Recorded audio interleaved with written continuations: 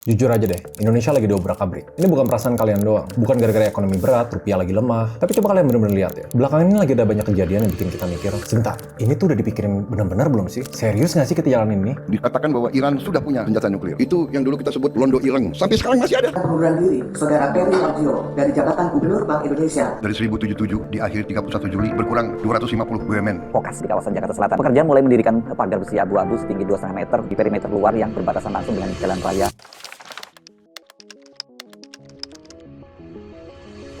Dan semakin banyak kritik, semakin banyak respon yang kesannya sangat defensif. Sangat angkat suara, sangat tegas bahwa mereka yang benar. Dan menurut opini gue, ini bukan perasaan kalian doang. Gue bisa buktiin. Pertanyaannya, negara tercinta kita ini, ibarat rumah yang memang banyak cacatnya. Temboknya lagi dirobohin, pondasinya lagi dibangun ulang. Diisi sama orang-orang yang lebih banyak pegang senjata. Pertanyaannya, coba kita nggak usah suzon dulu. Gue nggak mau dibilang Londo Ireng kan. Uniknya, belakangan ini gue ada pertanyaan, kok ini pelan-pelan pemerintah kita makin otoriter nggak sih? Dan gue sebisa mungkin nggak cuma ngejawab pakai feeling doang. Coba kita urutin kejadian-kejadian literally baru berapa minggu lalu. 20 Juli, soal Danantara. Semua aset udah mulai dikonsolidasi sampai 1.000 miliar dolar. Danantara ini yang nilai asetnya bernilai lebih dari 1.000 miliar dolar. 250 BUMN ditutup atau digabung atau dikonsolidasi. Tujuannya biar makin menyatu dengan kuasa yang lebih. Dari 1077 di akhir 31 Juli berkurang 250 BUMN. 3 hari kemudian, Prabowo ngomong soal orang Indonesia menurut dia justru kerja buat kepentingan asing. Terus keluarlah istilah Londo Ireng. Londo Ireng. Sampai sekarang masih ada. Hanya dia sekarang pakai baju lain.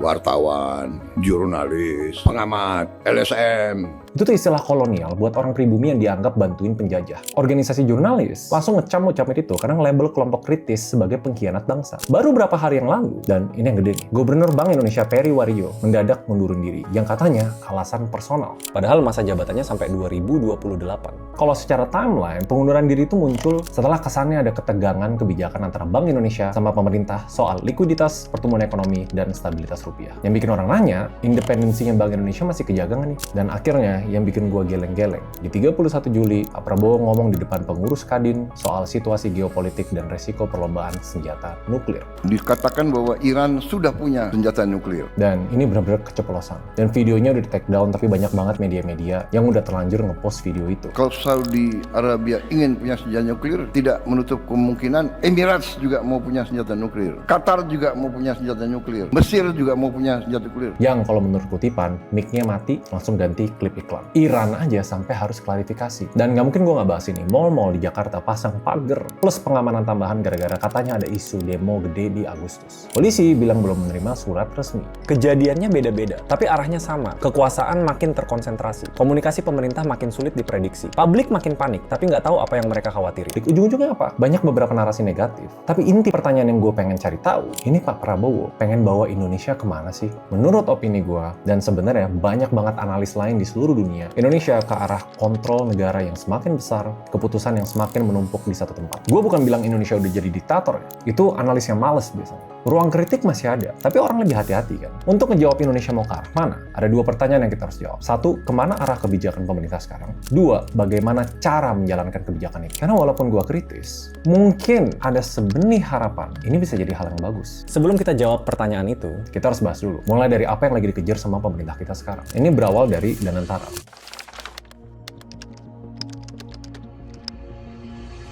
Basically, pemerintah menguasain semua asetnya dan diputar lagi jadi investasi. Sebenarnya dari sana, pola pertamanya kelihatan. Lagi mulai digabung-gabungin nih kekuatannya. Tapi Danantara itu cuma satu keping doang. Hilirisasi mineral, makanan bergizi gratis, koperasi desa, swasembada pangan, energi. Banyak banget aktivitas yang kesannya pemerintah lagi gabungin semuanya, udahlah kita aja yang jalanin. Dan dulu Danantara yang memang tujuannya jadi pengelola investasi, mandatnya udah melebar loh. Ekspor, komoditas strategis, pertanian, pembangunan, sampai program-program prioritas pemerintah lainnya. Dan ini konsisten. Kalau semuanya ditarik ke satu garis besar, pesannya tuh jelas. Pemerintah ini sekarang lagi nggak puas kalau negara cuma jadi wasit yang duduk di pinggir lapangan. Kayaknya udah saatnya kita pegang kendali lebih deh. Ikut turun, main, jadi investor, jadi operator, jadi pemilik aset, jadi pihak yang nentuin sektor mana yang harus menang duluan. Nah ini, di ilmu ekonomi politik, pendekatannya disebut dengan developmental state. Negara bukan cuma bikin aturan terus, ya berharap market nyelesain semua masalahnya sendiri. Di sini negara aktif ngarahin modal, kredit, industri, teknologi, sumber daya ke sektor-sektor yang dianggap strategis. Kenapa gue bilang ada benih harapan? Karena ini bukan ide gila sebenarnya. Korea Selatan, era Park Chung-hee sempat ngelakuin itu. Jepang punya MITI. Taiwan juga pakai kombinasi BUMN, kebijakan industri. Sebenarnya ada potensi loh kalau negara turun tangan. Semuanya bisa digabungin dengan satu komando yang jelas. Sejarah udah nunjukin strategi ini ada yang sukses. Banyak negara Asia dari miskin ke industri maju karena negaranya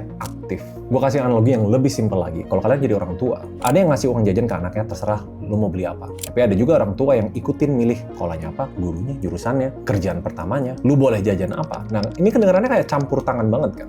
Tapi kalau orang tuanya kompeten, tahu kemampuan anaknya dan siap ngakuin salah, anaknya bisa maju jauh lebih cepat. Tapi masalahnya baru muncul kalau orang tuanya salah, nggak mau ngedengerin orang, nggak bisa dikoreksi, dan udah terlanjur keputusan rumah tangga berdasarkan perasaan satu orang aja. Balik lagi, apa yang lagi dikejar pemerintah? Jawabannya menurut gue sederhana. Indonesia lagi berusaha untuk bangun negara yang lebih aktif, lebih kuat, dan lebih mampu ngarahin pembangunan. Nah, lumayan netral kan gue, bukan londo ireng gue. Karena gue ngerti tujuannya, idenya, sebenarnya bukan cuma buat ngembangin ekonomi, tapi namanya kedaulatan ekonomi. Karena kita tahu asing udah dikit investasi ke kita, gimana cara kita ngurangin ketergantungan kita ke asing? Ya kita kumpulin semua sumber daya lokal kita, dan kita paksa gabungin semuanya, lebih fokus nih ke arah strategi-strategi yang pemerintah anggap penting. Tapi ada satu yang benar-benar harus diingat. Pas orang ngebahas Korea, Jepang, Taiwan, negara itu bukan sukses karena pemerintahnya kuat. Bukan cuma lah, mereka sukses karena pemerintahnya punya birokrasi yang kompeten, target yang jelas, dan kemampuan buat menghukum kegagalan. Perusahaan yang dibantu negara tetap harus nyampein target ekspor. Industri yang gagal nggak bisa terus-terusan hidup cuma karena deket sama penguasa, ada disiplin, ada evaluasi. Jadi formula suksesnya bukan cuma negaranya yang kuat, tapi negara kuat yang birokrasinya kompeten, kekuasaannya tetap bisa dikoreksi kalau salah. Itu bagian yang sangat-sangat gua worry sekarang. Karena kita udah diajarin sama sejarah. Apakah niat-niat pemerintah itu bagus? Niatnya bagus. Tapi seringkali in between, dari level eksekusi, planning, sampai ke lapangan, kok kayaknya nggak sesuai niat.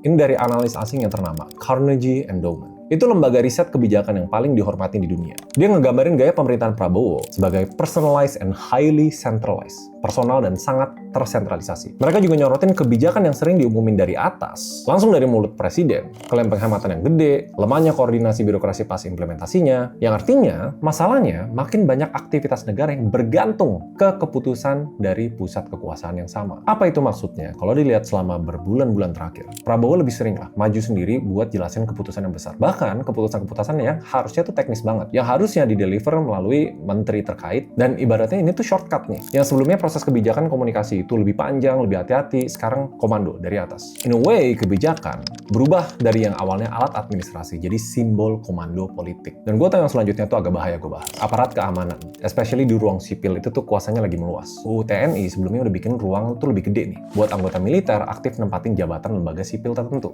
Juni 2026 ada revisi undang-undang kepolisian yang juga buka lebih banyak ruang buat anggota Polri aktif nempatin posisi pemerintahan sipil, tanpa mereka harus mundur dulu. Dan banyak jabatan-jabatan yang udah ditaruh, yang bikin orang nanya, apakah ini artinya Indonesia jadi pemerintahan militer? Again, itu belum. Presiden tetap lewat pemilu, parlemen masih ada, media masih jalan, dan kita-kita, masyarakat sipil, kita masih bisa bersuara. Tapi ada arah perubahan yang tetap perlu dibaca. Kalau kita bahas militerisasi, itu nggak selalu kayak tank masuk ke gedung parlemen. Kadang masuknya tuh pelan-pelan. Perluasan jabatan, budaya komando, dan asumsinya masalah dari rakyat, masalah sipil, itu tuh paling efektif diselesain dari struktur disiplin, atas ke bawah. Peneliti bilang pola ini sebagai commando style governance. Yang sekali lagi, istilah ini interpretasi akademik, bukan ponis. Tapi ngerti nggak worry-nya di mana? 2 Januari 2026, KUHP baru resmi berlaku. Di dalamnya ada pasal yang mempidanakan penghinaan ke presiden. Berlaku juga ke wakil presiden, pemerintah, dan lembaga negara. Tapi ini penting buat gue jelasin, dan gak langsung takut, walaupun wajar untuk takut. Pasal-pasal ini bukan berarti pasal yang otomatis bikin semua kritik ke pemerintah jadi pidana. Karena beberapa di antaranya, delik aduan, artinya kasusnya cuma bisa diproses kalau ada pihak tertentu yang ngajuin pengaduan. Sebenarnya mereka juga bilang, kritik itu beda sama penghinaan. Tapi masalahnya, bukan yang tertulis di undang-undang itu doang tuh. Masalahnya siapa yang menafsirkan? Apa batasnya di lapangan? Dimana kritik itu berhenti, dan ini garisnya nih, penghinaan dimulai. Min termasuk kritik nggak? Kata-kata kasar ke kebijakan termasuk penghinaan nggak? Tuduhan inkompeten itu pendapat politik atau serangan ke kehormatan lembaga. Begitu batas hukumnya kabur, sebenarnya negara nggak perlu penjarain semua orang buat nyiptain ketakutan massal. Cukup proses berapa orang aja. Sisanya bakal mulai mundur kok, sensor diri sendiri. Ini namanya chilling effect. Secara formal, orang tuh masih punya kebebasan ngomong, tapi mulai takut. Ini jujur memang agak concerning, dan kejelasannya masih di batas abu-abu. Pertanyaannya, begitu negara dapat kekuasaan yang jauh lebih besar, siapa yang memastikan kekuasaan itu dipakai dengan benar? Siapa yang bisa berhentiin kalau ternyata salah?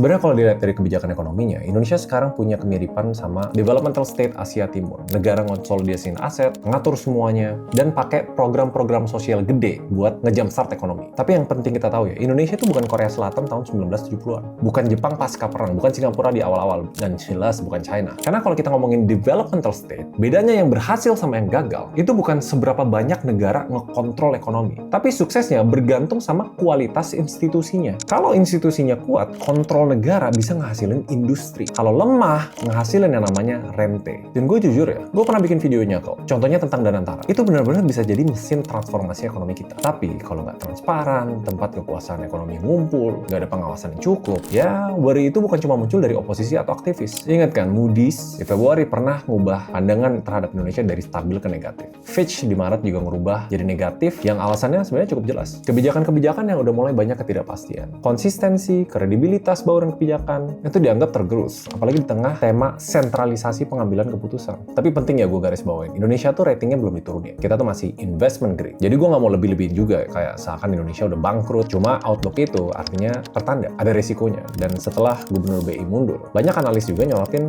wah ini kebijakan makin nggak pasti nih. Bank sentral masih bisa independen nggak? Dan kenapa ini penting? Karena pemerintah itu selalu punya insentif buat dorong ekonomi secepat mungkin. Duit beredar banyak, kredit murah, belanja gede. Apalagi kalau udah deket-deket target politik. Itu jelas. Tapi tugas bank sentral itu kadang-kadang bilang, nggak bisa bos. Ekonomi jangan grow cepet-cepet. Rupiah bisa hancur, inflasi bisa naik. Memang bank sentral itu harus koordinasi sama pemerintah. Tapi independensi itu artinya sekali-sekali harus bisa bilang no. Belum lagi tantangan di fiskal. Sejak perubahan undang-undang BUMN, kan dividen BUMN dialihin ke Danantara. Jadi nggak langsung masuk ke penerimaan negara nih, yang secara teori masuk akal. Daripada duit BUMN langsung habis buat belanja, diputar dulu nih buat jadi investasi atau aset produktif baru. Tapi at the same time, APBN kehilangan salah satu aliran penerimaan langsung. Sementara program belanja gede tetap harus dibiayain. Akhirnya duitnya harus datang dari mana? Penerimaan pajak di Indonesia sendiri lagi tumbuh cepat. Di 2026 aja, penerimaan PPN sama pajak barang mewah tumbuh sekitar 40%. PPh orang pribadi dan PPh pasal 21 sekitar 25%. Tapi gue harus lurusin satu hal. Ini bukan artinya kalian dipajakin lebih 40%, bukan. Yang naik itu penerimaan yang berhasil dikumpulin pemerintah. Artinya, orang-orang yang selama ini nggak bayar pajak, nggak taat, mulai diketokin pintunya satu-satu. Bukan pajak yang dinaikin ya, tapi dipertegas, lu harus bayar pajak. Dan ini semua nyambung kemana? Negara yang lagi ngesentralin, ngumpulin semuanya ke satu tempat, butuh kapasitas lebih. Kapasitasnya muncul dari mana? BUMN, rakyat, pokoknya semua harus setor lah. Kita lebih harus kontribusi, tapi yang gua himbau, yes kontribusi, tapi kasih kekuasaan untuk mengawasi. Dan sebenarnya kita udah konklusiin ya, video ini emang sedikit lebih panjang. Yang ngejawab satu hal doang, style komando, semuanya di satu tempat, semua pengen jadi super body. Ujung-ujungnya gue balikin ke pertanyaan awalnya, Indonesia tuh mau dibawa ke arah mana sih?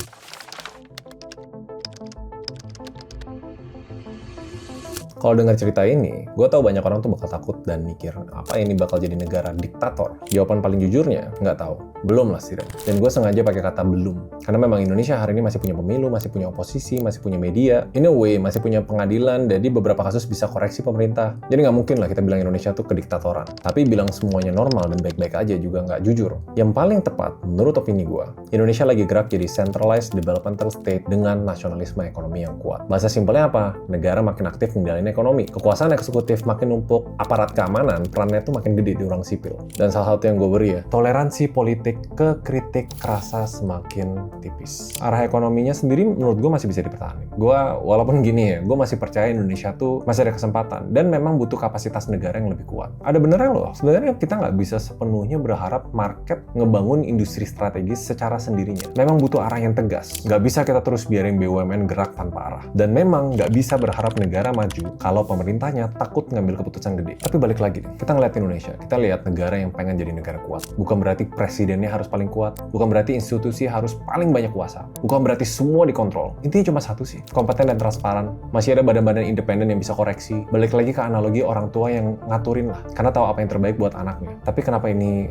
lumayan bikin was-was ya? Gue tuh paling takut kalau orang tuanya tuh ujung-ujungnya ada sesuatu yang nggak bisa diputar balik dan anaknya udah terlanjur harus ngikutin kemauan orang tuanya. Developmental state, style komando ini secara ide itu nggak jelek, tapi ngelihat Indonesia dan jarak antara ide yang bagus dengan eksekusi yang bagus, yang di tengah-tengah ini harus meritokrasi, hilangin patronase, ciptain transparansi, kurangin ladang korupsi, ini nih yang penting. Ini bukan sekedar pertanyaan Prabowo diktator atau bukan. Karena pertanyaannya terlalu oversimplikasi. Pertanyaan yang jauh lebih penting, yang gue mau kalian mikir bareng-bareng lah. Begitu negara dikasih makin banyak kuasa, perusahaan, duit, data, aparat, kewenangan, ya secara teori yes mereka lebih bisa bikin keputusan. Ada nggak institusi yang ngawasin semua kekuasaan itu? Dan apakah institusi ini dikasih kuasa yang cukup? Ini gue benar-benar berusaha senetral, seobjektif mungkin. Gue nggak langsung bilang ini keputusan yang jelek. Gue bukan londo ireng, tapi semoga seluruh video ini nyampe lah. Ngerti kan maksud gue apa? Indonesia memang belum jadi negara diktator, tapi Indonesia juga jelas lagi berubah. Dan perubahan ini lumayan drastis. Ini yang kenapa belakangan ini kita ngerasa kayak negara kita lagi diobrak-abrik. Cuma pertanyaannya, apa ini hal yang bagus atau hal yang buruk? We'll see. Gue berusaha untuk nggak suzon, gue berusaha untuk nggak husnuzon. Gue serahin kerangka analisa gue terhadap perubahan Indonesia untuk kalian punya pemikiran kalian sendiri. Menurut kalian gimana? See you guys next video. Bye.